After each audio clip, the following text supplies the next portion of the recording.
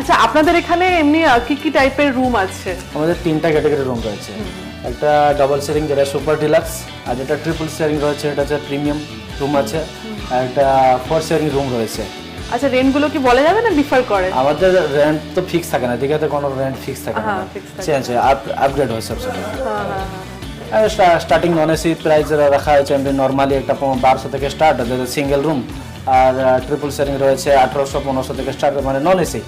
আর AC থাকলে AC তো AC use করলে এসি একটু 300-400 টাকা ভাড়া থাকবে, এরকম থাকে। তারপর ফোর শেয়ারিং রুম রয়েছে 2500 থেকে, নর্মালি যেটা আমাদের নন এসি রুম রয়েছে 2500 থেকে স্টার্ট। আচ্ছা আপনাদের এই রুমগুলো ছাড়া আপনাদের এখানে আর কি কি এক্সট্রা অ্যামিনিটিজ আছে? মেইনলি হচ্ছে ফাস্ট পার্কিং, সবাই পার্কিং চায়, parking, so you can have parking here if you want to park your car, you don't have to take tension.